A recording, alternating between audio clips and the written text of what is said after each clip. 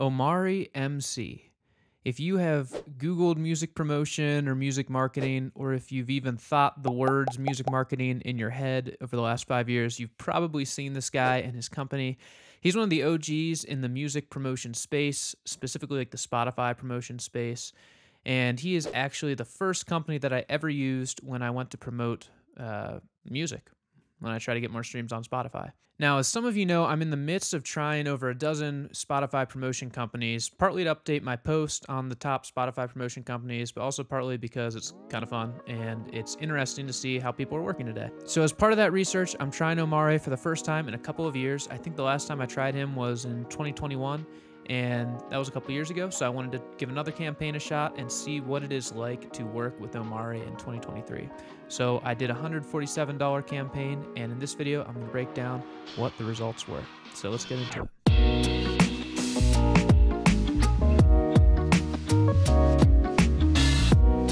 All right, welcome to the old computer screen. So before I get into the results for Omari, I just wanted to give another reminder.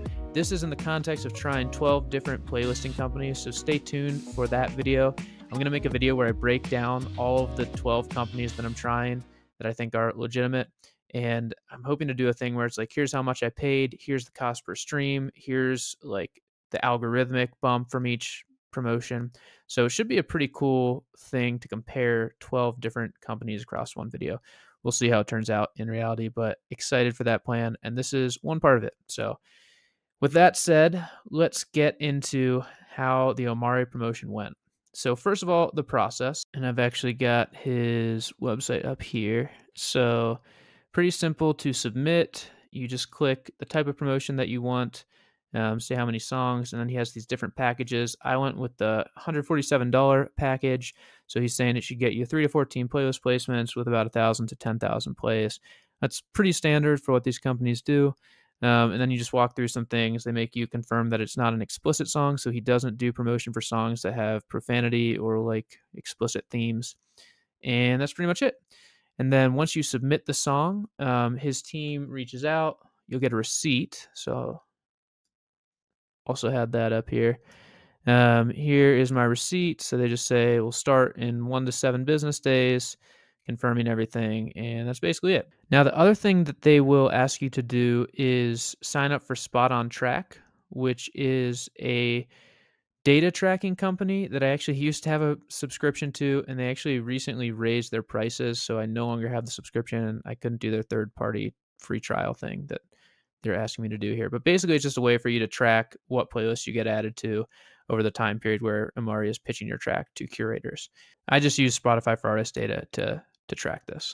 And then again, from there, all you have to do is wait. There's literally nothing else to do. The playlist placements start coming in as Omari pitches them to his network. So the results, drum roll.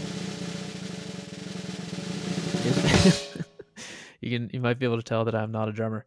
The results were not bad. They're about what I expected. So I will show you, here's the numbers up front, 11 playlist placements and about 1,100 streams. So that's not too bad. That's like 13 cents a stream, 13 cents a stream, something like that, which is pretty dang cost efficient. I have seen campaigns that have done more than that, but that's about in the range of what you could expect from a legitimate, decent playlisting campaign. So let's go in here and break down what actually happened. So this is the song we did, Gimme. It's by a band called Mama Said that makes what they call new classic rock. And this song, I'll show you the last 12 months. So you can see it really wasn't getting much traction for pretty much the past year. I'll give you one guess where we started the playlist promotion. And you're right. It's right here. Nice job, Dora the Explorer. I feel like Dora the Explorer there. So yeah, we used Omari. We start getting on some playlists and we get the spike. And now we're back down to about here. So the hope when you run one of these campaigns is that you will have the spike and then it will settle at a new normal where you'll get some ongoing traction.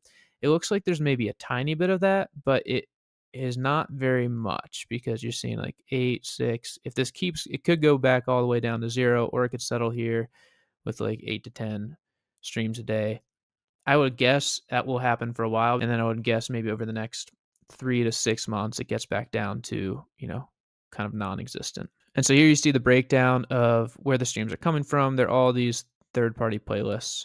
Only 5% are algorithmic plays, and then only 6 and 8%, like basically the vast majority is from those third-party playlists, which were pretty much Omari's placements. I will show you some of the playlists themselves. So if we go to since 2015, you get a better idea. So, and these are some of the top playlists. We have, I think this means hits from the 80s and 90s in English. We Success. got happy songs. We got top 100 rock songs. Love is Blind season 4 Netflix soundtrack. Blah, blah, blah. You can see a lot of like rock playlists, which is good because this is a rock band, and then a lot of playlists that are clearly towards Spanish speakers, but they're saying their songs in English, but they're targeted towards Spanish speakers, which is interesting. Now, one thing with these playlists, they seem to be mostly SEO geared playlists. So, like, Super Fresh 2023 is probably not an SEO playlist. Like, top 100 rock songs of all time, if you search that playlist in Spotify, that's what they're trying to appear for, are those search terms. So that's why you have things like Love is Blind Season 4 Netflix soundtrack. This isn't the real soundtrack to Netflix. It's just a playlist that somebody made to try and rank for that search term. So that comes with this whole host of pros and cons. The main pro is that search optimized playlists tend to be pretty engaged and they have a legitimate source of traffic, and Spotify likes them. So basically, they're real people and not bots. But there are kind of two downsides to the SEO playlists. One, they're just a little bit misleading. Like Love is Blind season 4, like our song was not on Love is Blind. So that's a little bit misleading. And then secondly, it's a little harder to get a good fit with an SEO playlist because like Love is Blind season 4 is a search term, but it's not necessarily something that like our music would fit with. Something like top 100 rock songs of all time is closer, but that's probably someone is expecting to hear like, I don't know, Queen or the Beatles or like whatever, the classic rock songs. And so we're going to be in the mix of that, but are we really what they're looking for? So it's hard to tell if we're a good fit in all these playlists in terms of what the user is actually looking for. But in terms of genre fit, I think this was a pretty close campaign. The last thing I want to point out on this playlist page is the radio plays. So you'll see this is the only algorithmic playlist that we are really getting streams from, and we're getting 14 in the last month. So that is better than it was doing before, because you saw before it was basically getting almost no traction with the song. But you'll also see like 14 plays over a month is, less than 1 play a day. So it's not very much radio traction. Basically, this hasn't triggered the algorithm noticeably that we can tell, other than maybe like a slight uptick on this radio list. And then whenever I run one of these campaigns and I get these playlist placements, I like to plug the playlist into a tool to see how the playlist performs and if there are any like red flags with it. So I plugged this 80s and 90s in English playlist. Just grab the link and I will plug it into my artist tools tool. And if I go to graphs here, you can see followers. Let's see if it has longer than.